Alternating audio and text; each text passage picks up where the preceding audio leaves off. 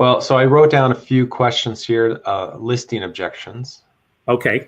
Let's start with listing objections, and maybe some other time we can do the buyer ones. Okay, that sounds good.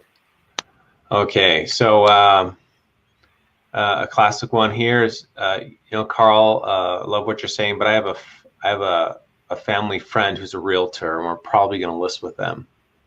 Okay, well, David, first off, if you don't have a friend who's a realtor, you probably don't have any friends. Okay, because in our state, there are XXX thousands of realtors. But let me ask you this. Did you meet with that agent, and how was his or her presentation? No, I haven't met with him yet, but we were planning on calling him tonight. Oh, okay. So let me ask you this. You had me here for a reason, correct? Well, yeah. Okay. And the value of our home. Okay. So you wanted to determine the value, but when you had me here, it was also to possibly list your property at some point. If you felt comfortable and confident, I can get it sold. Am I correct? Or did you just want my opinion of value? Well, I mean, you seem like a professional in the area. I mean, we got your flyer, so we thought we'd give at least another person a call. Oh, okay, perfect. We just feel a little obligation to use this family friend. You know what? I hear you, and frankly, I hear that all the time. Because again, everybody knows someone who's a realtor. Could be a close friend, it could be a relative, whatever the case may be. But here's the question, David. Are you looking to just sell your home, or simply keep it on the market listed, or sell it and secure top dollar? Well, obviously we want to sell it and get the most money possible. Right, absolutely. So you want to sell it and you want to get as much money as possible. Yeah. Perfect.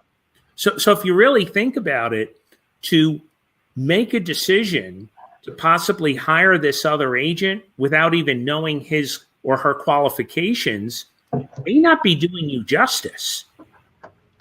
Correct? Well, he came highly recommended. So I think I don't think he's a bad agent. I think he's done really well. My family member who, he has family, and last house he sold for full price. Mm-hmm. Could it have been underpriced? I don't know.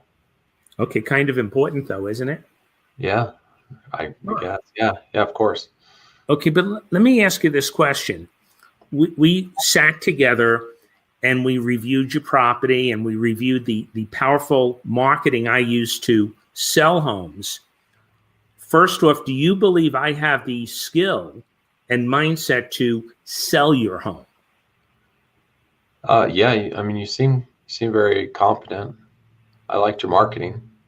Okay, so you like the marketing, you feel comfortable with me, and I believe that as we sit here and talk about your property, as well as my experience, you can see I'm an agent of action.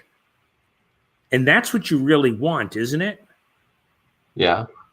Now, can I share with you what the problem could be when you work with someone who you know that you may have a relationship with, or someone else may have a relationship with that you know?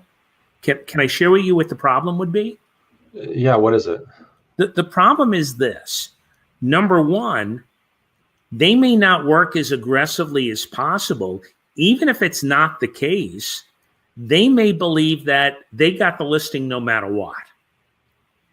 So they may take that relationship for granted. Not saying they will, but they may. And here's the second thing. If they're not doing the job as you expect it to be done, it becomes even more awkward compared to telling them that you chose someone else. Because now you have a running relationship with somebody, and if it's not working out, you're going to be in a very awkward position. Can I make a suggestion? Sure. You know, just based on our conversation today, that I understand your needs. and I have the skill and experience to solve them, correct? Well, yeah. Sure. What I'd like to suggest, and I appreciate that, what I'd like to suggest is this. Rather than waste that other agent's time, we work together. And what I'll do is I'll call that other agent, let him know that I was also recommended to him, to you guys. You decided to list your home with me, but because of how you feel about him, you want to give him the first opportunity to sell it. This way you'll have both worlds. You'll have the best of both worlds. You'll have the opportunity to list your home with a strong agent like myself who knows how to sell. And if this other agent has buyers, he'll have the first opportunity to bring them over. Makes sense, yes? Well, I don't know if I could have you call him. I'd probably just need to call him myself. That's fine. Whatever is good for you. I mean, you could call or I can call. But bottom line, let's do the right thing. You know I know what to do to market and sell homes. And if he has a buyer, we'll definitely work with him. Okay? All right. So see how I did that, David? Yeah.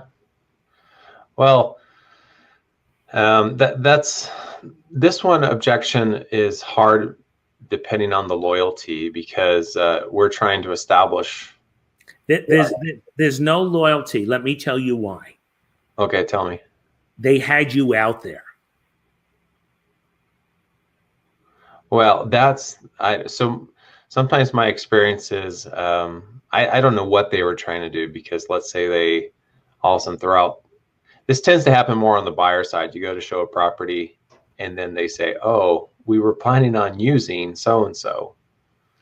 Well, that's a problem of pre-qualifying the buyer before you show him or her property.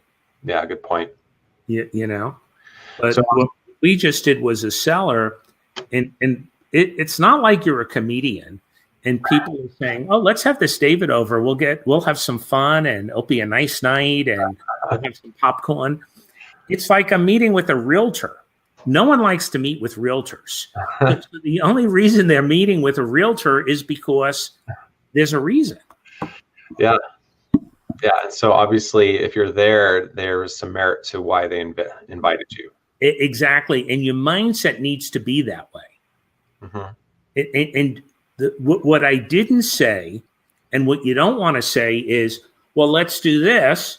It's a good command. Let's do this. Meet with him. And then we'll talk again. Because then I'm setting myself up not to win. Okay, and that may be another objection we can practice because a lot of people will say, hey, you know what? Appreciate you coming over. We made the decision not to just make a decision until, we always like to sleep on it. And we also have an interview with another agent from Carl from Keller Williams tomorrow, and so we want to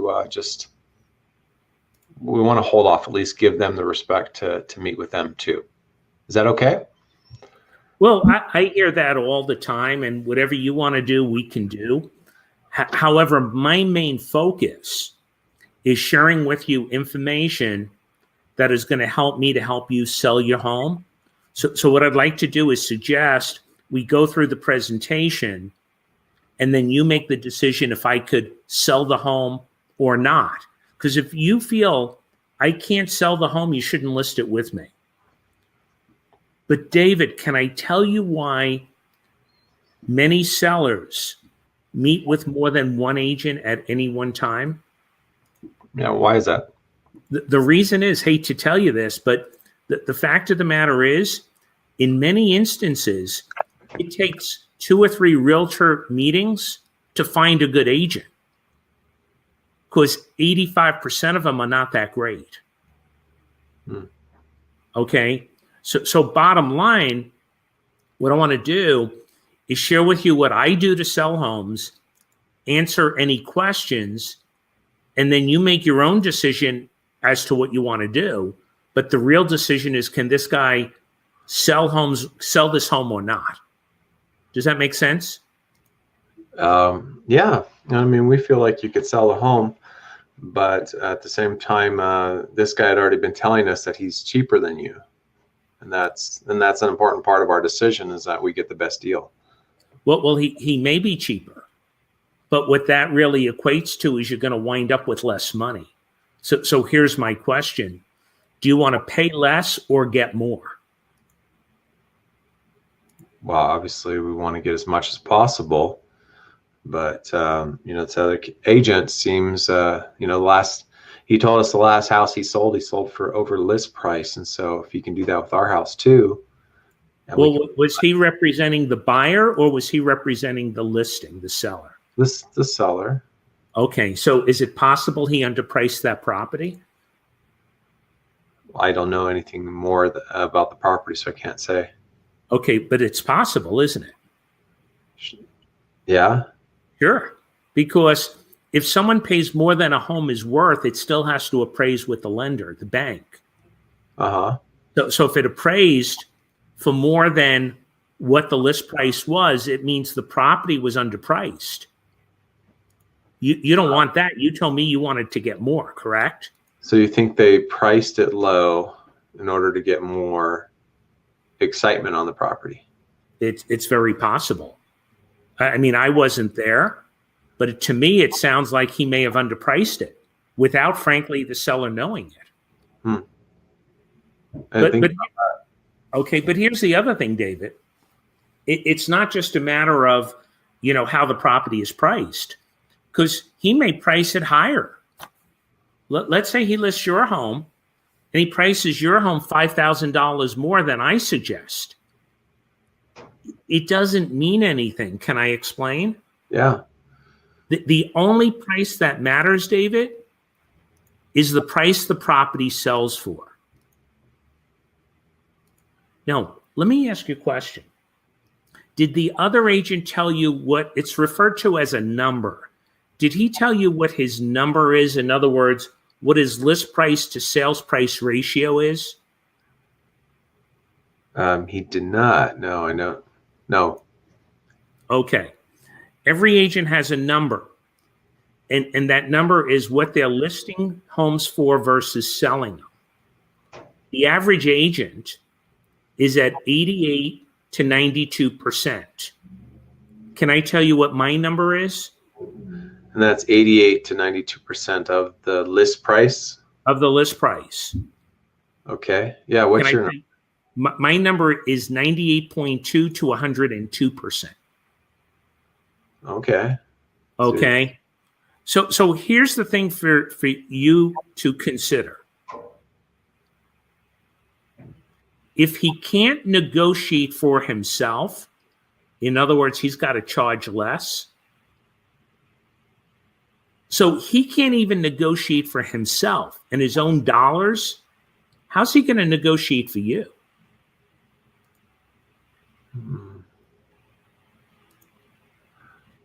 Well, you kind of got me there. Sure, it's sort of like you hiring me as a baseball coach and I never played baseball, or I struck out all the time. So you can really get us that much more money is what you're saying. Now, how do you do that? I know how to negotiate. So when someone brings me an offer, I ask them a series of questions, but in the form of a conversation, which relaxes the other agent. And I almost try to befriend them, get as much information about their buyer as possible. And I'll also ask them how many homes have they shown, these buyers, all that information, which I'm going to use to my satisfaction and yours to get them to pay as much money as possible. Most agents, David, they just want to make a deal. I want to get your home sold and I want to get you top dollar. Well, that's what we want. So we like to hear. So why don't we move forward? Cheap is expensive. I'm the right agent, correct? Let's do it. Perfect. Okay, but so asking you that question, how high of a success rate do you have in that discussion with people? Well, it's not 100%, but it's probably about 80%. So let's go through a scenario where they say, no, I still want to meet with this other agent. Well, first off, with me, that probably wouldn't happen because I try to find out when I'm pre-qualifying them if they have other appointments, and I always try to set myself up as last. But let's say I was last and they added someone to the list or whatever. Okay, but that's a good tip there. So you're always looking to be last. Correct. Now, sometimes it could backfire. See, I'm playing the odds. Most agents aren't good closers. A few of them are. So if a real good closer gets in before me, I may not get the opportunity.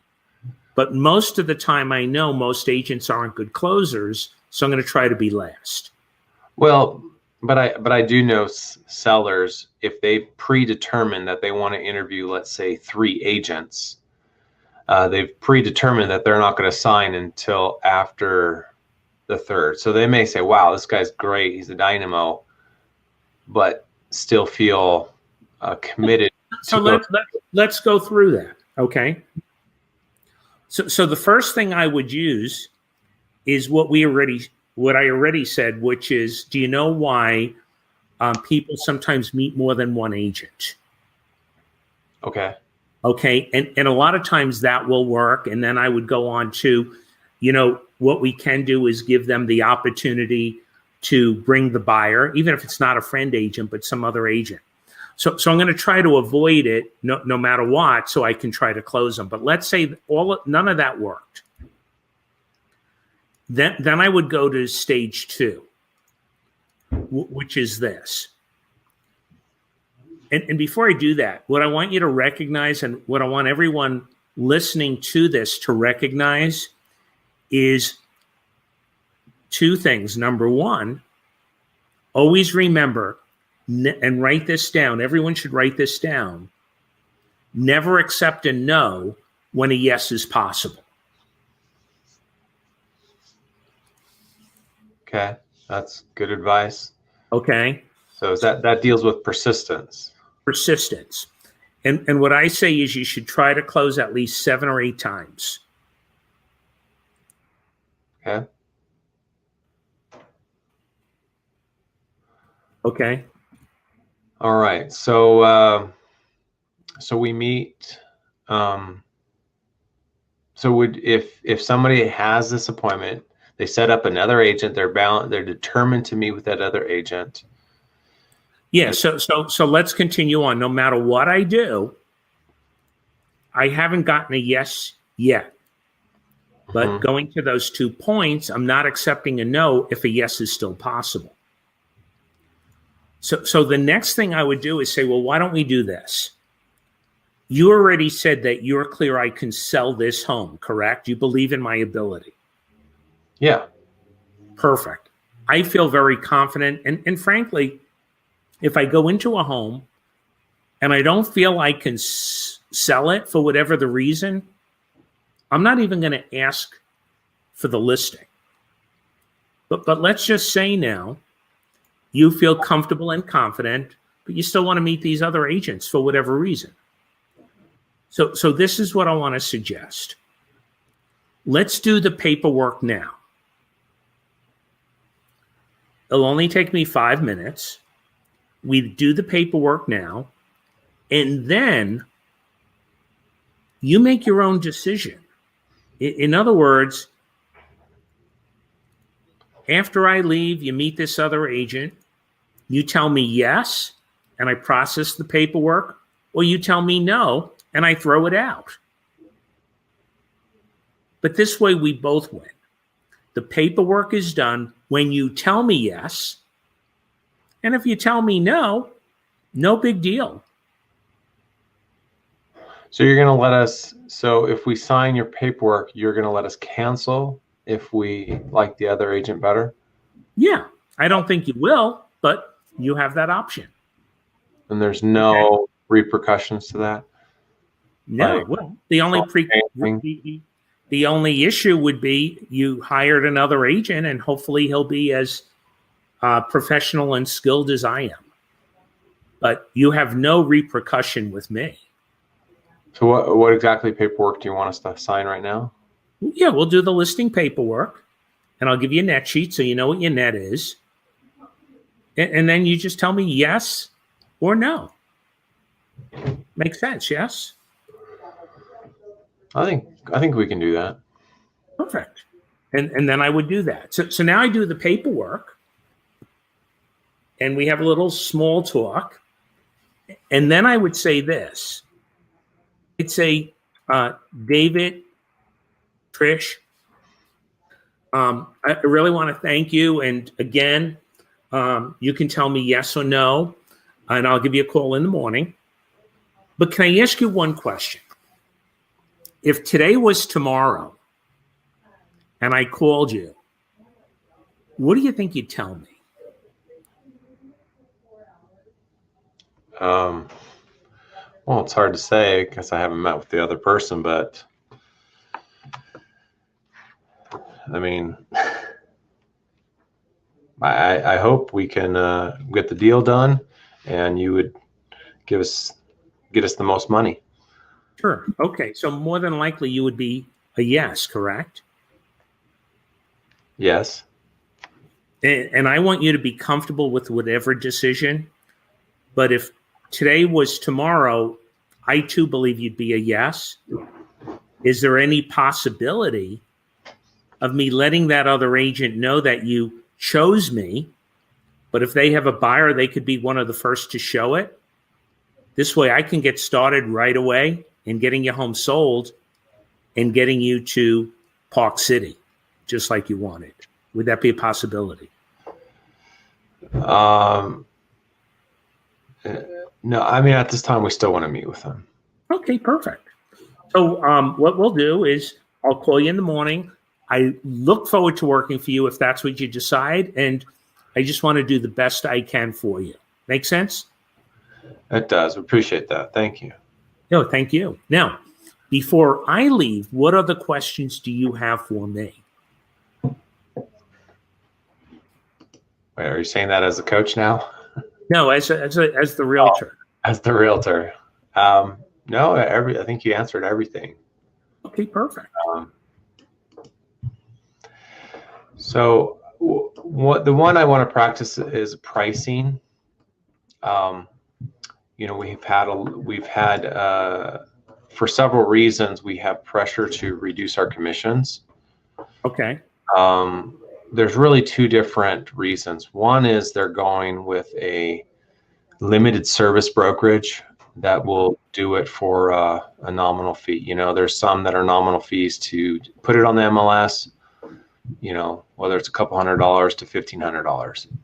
And then you have the other pricing objection, which is another agent who's willing to do it, let's say, for 1 or 2% less. Mm-hmm.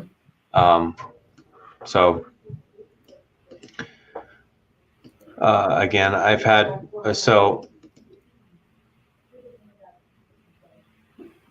okay, so basically says, this other agent we met with yesterday says they'll do it for 5%, and you said 6%. So, we actually like what you do, and but don't want to pay more. So will you lower your commission to 5%? Well, let me ask you this, David. Are you looking to pay less or gain more? In other words, do you want to just spend less money on the fee, or would you rather pay less and also sell the home for less money? Well, I mean, the other agent said that they were going to list it for the same price, so we figured that we would be making the same amount of money. Did the other agent tell you what his number was? His negotiation skill number? No, they didn't. Okay, every agent has a ranking in the multiple listing. Most agents are at 88 to 92%, meaning their listings sell at 88 to 92% if they sell. My listing number is 98.2 to 102%. Okay. So, yeah. So bottom line, unless his number is that high, he will sell the house for less. Well, I'll have to ask him then. Yeah. Well, he should have told you that.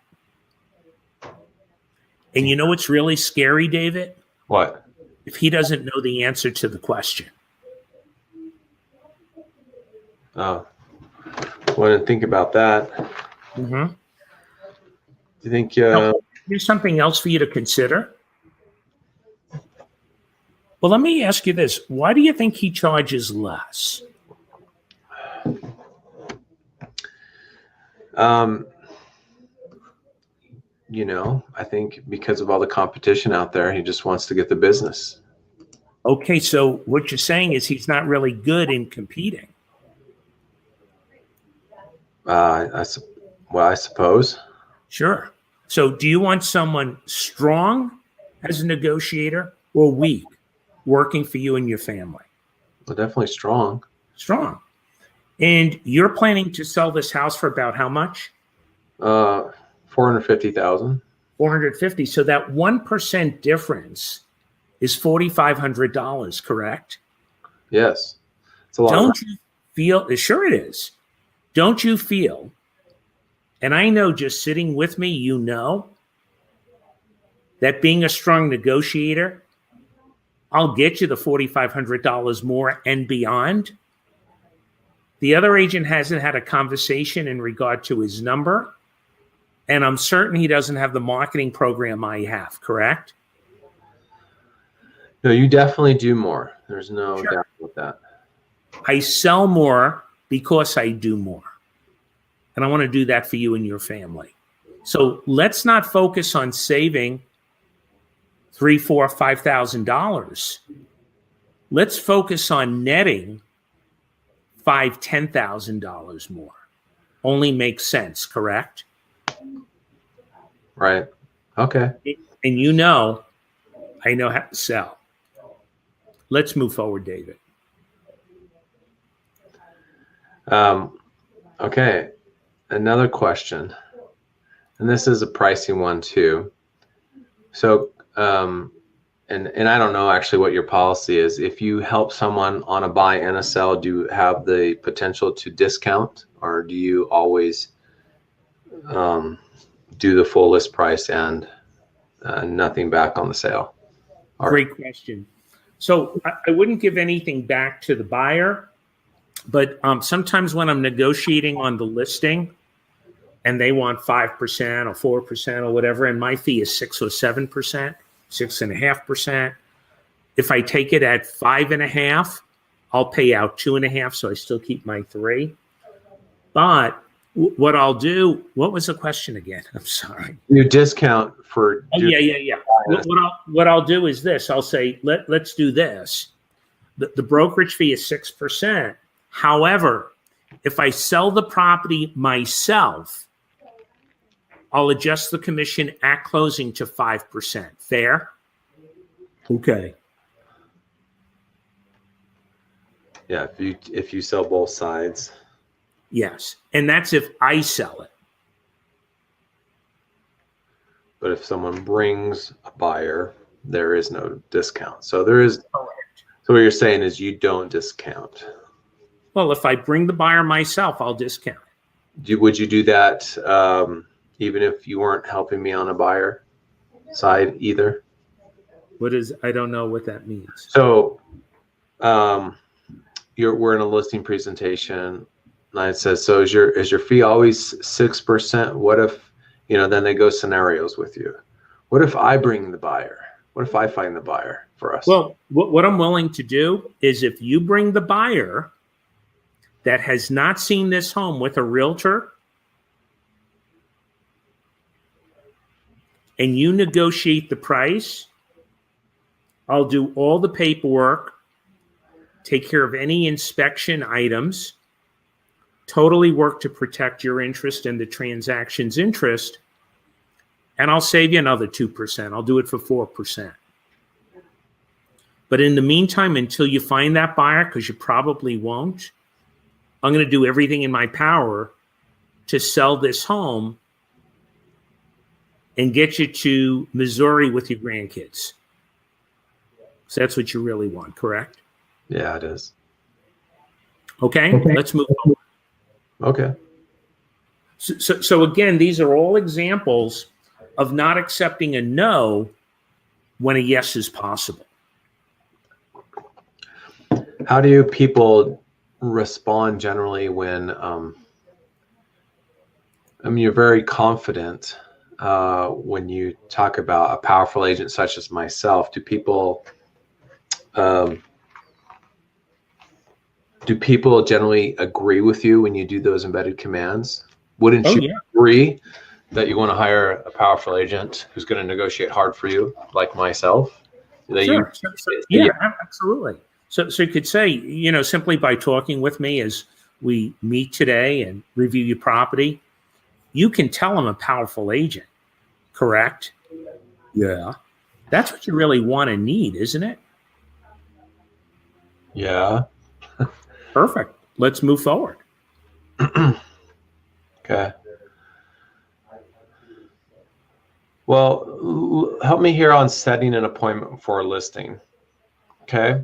Mm-hmm. So we get a home valuation on our website. Mm-hmm. They've indicated that they are considering selling, but they say, you know what, I'm looking. We get this one a little bit more often in our cold weather. We say, you know what, it's great. I think we could meet, but I want to wait until spring time to meet with realtors to sell my home. Well, let me ask you this, David. Once you sell your home, where are you going next? We're going to move to Arizona. Oh, wow. Okay. And can I ask what's happening in Arizona? Oh, we just want to get to a warmer climate, climate, downsize. Okay. So you want to get something a little smaller and you want to be in a different climate, a warmer climate, correct? We want to maximize our price. And I know that during the spring months, you get more for your house. Well, you would think that, but can I share two things with you? Oh, tell me. Okay, the first is the sooner you sell this home, the sooner you'll be in Arizona. And bottom line, if you were to sell the home now, you wouldn't have to go through this winter, correct? Well, that's a good point. But we've kind of already planned a little bit of Christmas here with our family. Oh, okay, that's fine. But we could sell the home and not close till January or the end of January, beginning of February. But here's the other thing. Because remember I said two questions. One is the sooner you get this home sold, the sooner you'll enjoy the better weather. But the second thing is, have you ever heard of something called supply and demand? Yeah, it's like an economic principle, right? Sure. And what it says is the higher the supply, the lower the price. Does that make sense? Yeah, it does. The higher the supply, the lower the price. Right. And isn't this kind of a weaker time where there's less buyers? Well, there will be less buyers. But here's the thing you want to recognize. Number one, the buyers that are out there are dead serious buyers, most of them. They're not just looking. Number two, there's less to choose from because most of the people are thinking like you were thinking, let's wait till the spring. And what happens in the spring is you have higher supply, which causes more competition. By making the decision to sell now, you're going to see lesser supply, which generally will relate to more interest in the house. And again, those buyers are going to be more serious. That's what you want, isn't it? So, So I get that objection about holding off, and can you comment on this? Because sometimes I feel like I do good responses, but it's kind of like that joke where he says, don't confuse me with the facts. I know what I believe. Mm-hmm. Yeah. So they're pretty much hearing you but not hearing you. Mm-hmm. And this would apply to a lot of different things we say. Like when you say stuff like, and I've said it too, where, hey, look, I get more statistically, and then they still are just hammering on price. Hey, look, I can still get you top value today to help you reach your goals faster. And they like shake their head in agreement, but yet at the same time, they don't agree.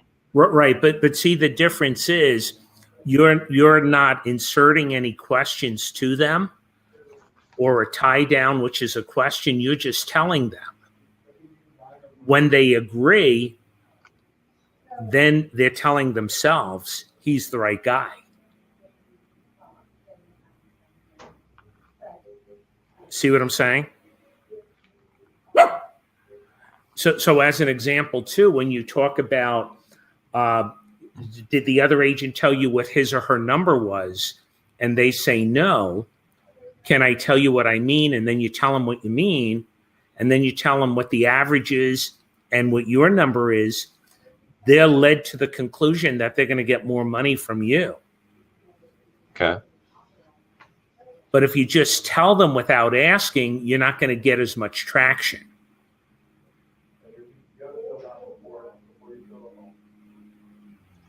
Yeah, well, sometimes for me, in my experience, it comes down to belief level because let's say me and the other agent are going to list at the same price. The other agent may, as you know, many agents have great personalities. Sure. But they're not savvy at all when it comes to marketing, maybe even or negotiation. But so much of the decision is based off of one's relatability. Right. So you want to always establish rapport. You want to get them to like you and trust you. Yet at the same time, you want to be powerful. Yeah. And that's sometimes a balance because being powerful without being combative in what you're saying, because you're disagreeing with them. Mm-hmm. And to be in rapport generally means you're in agreement. Correct? Or yes, that's correct. Do you ever have someone say, you know what, in the end, all you realtors are really the same. I really don't see a difference in what you do. You want me to handle that? Yeah. Okay, so I clearly hear you because a lot of people don't realize, and most people just like you feel everyone's the same. Can I tell you how I know that they're not all the same? Tell me. Two ways. Number one, I work with all these other agents all the time. But secondly, and even more important, if everyone was the same, everyone would have the same number of transactions and would make this about the same amount of money. Bottom line, a real estate agent is like a pepperoni pizza. Can I explain? Okay. What? Okay. A pepperoni pizza will feed a family of 4. Most realtors can't. So bottom line, 98% of the business is conducted by only 8% of the agents. So what that means is agents are totally different, even though it seems like they're all the same. So how many transactions are you doing? Well, this year, my goal is to help, and whatever that number is, 75 families either buy or sell a home. And there's a saying, which is when you want something done, give it to a busy person to get done. David, can I share with you a scary number? Yeah. Most agents sell less than 6 or 9 homes a year. So the real question is, do you want to deal with a weak agent or a powerful agent like myself? What's better for you? Oh, we want the best agent, obviously. Absolutely. And I'm glad to be with you. Let's move forward. Okay? Okay. So see how I did that? Yeah. Well, you define the difference. Exactly. Through productivity, compared to your pepperoni joke. Right. And see, what I did was I asked a series of questions leading them to their own answer. And for the people that are going to watch this from your team, the one thing I would tell them to take very, very seriously, if they want to grow, work on your skills. Is it fun? Not necessarily, but once you learn them, you'll always have them. Work on your skills.